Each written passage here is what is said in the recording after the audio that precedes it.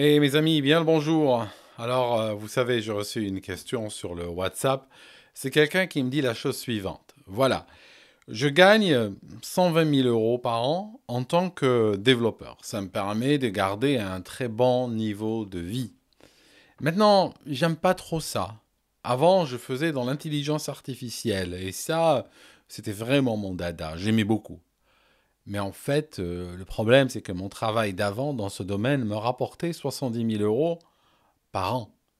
Alors je fais quoi? J'hésite. D'un côté, je pourrais pas maintenir mon niveau de vie si je devais revenir 50 000 euros en arrière. Mais d'un autre côté, je préfère l'intelligence artificielle. C'est quelque chose qui me passionne plus que ce que je suis en train de faire.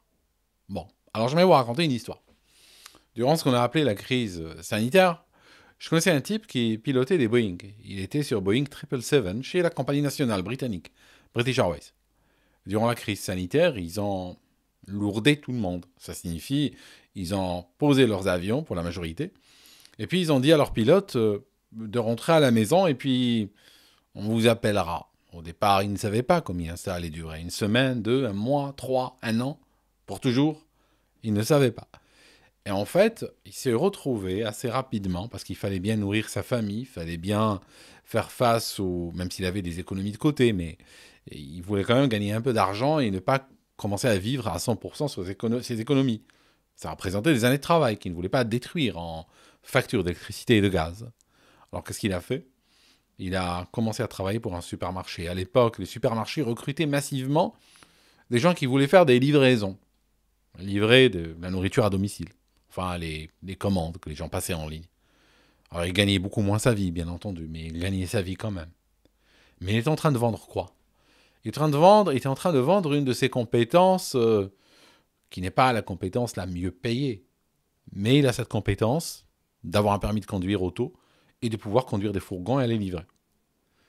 Par exemple, un chirurgien pourrait s'arrêter maintenant, arrêter son travail, et puis aller à un supermarché et puis dire écoutez, je sais écrire, lire, compter.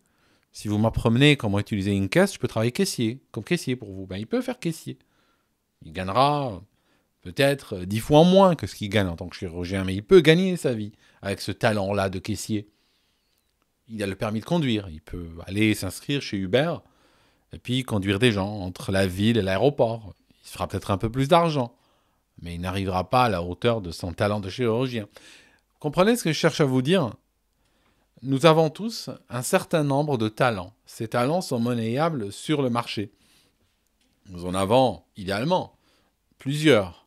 Bien sûr, à notre naissance, on n'en a aucun, mais dans l'idéal, on en développe au fur et à mesure de sa vie. Alors maintenant, la question c'est quel talent vendre? Quel talent mettre sur le marché? Ah ben, le conseil que je peux vous donner, c'est mettez sur le marché le talent qui rapporte le plus. Si vous êtes chirurgien, pourquoi voulez-vous faire Uber? Vous voyez ce que je veux dire? Comme ce gars, par exemple. Si on le paye 120 000 euros pour son talent de développeur, pourquoi il veut absolument laisser ce talent de côté et aller mettre sur le marché son talent de spécialiste en intelligence artificielle et faire 70K, faire 50K de plus, perdre 50K par an? 50K par an, c'est 1 million d'euros sur 10 ans de manque à gagner. C'est énorme. C'est une maison, par exemple. D'accord? Donc, ce qu'il faut faire, toujours, c'est regarder ses talents et commercialiser celui qui rapporte le plus. Alors, bien sûr, nous parlons à toute chose égale. Quand je dis à toute chose égale, ça veut dire quoi? Ça veut dire que nous parlons des deux cas salarié-salarié. Mais si, par exemple, il m'avait dit à 120 000 euros, je suis salarié. Je travaille dans une compagnie ennuyeuse, toxique. Je travaille du lundi au vendredi. Par contre, à 70 000, je suis indépendant. Je peux travailler de partout dans le monde. Je peux voyager. Je suis patron chez moi. Ah, alors là, c'est autre chose. Là, on peut parler. D'accord? Là, on peut se dire, OK, je paye 50 000 euros, j'accepte un manque à gagner de 50 000 euros, mais en retour, je gagne ma liberté. Je travaille sur des horaires flexibles. Certains jours, je ne travaille pas. Je voyage, je vis ailleurs, je profite d'une meilleure taxation en étant ailleurs. Par exemple, là oui, là on peut discuter. Mais si on est à toute chose égale, salariat contre salariat, lundi ou vendredi contre lundi ou vendredi, clairement là, il n'y a pas photo. Là, il vaut mieux vendre son skill ou sa compétence qui est la mieux valorisée sur le marché. Aussi simple que cela.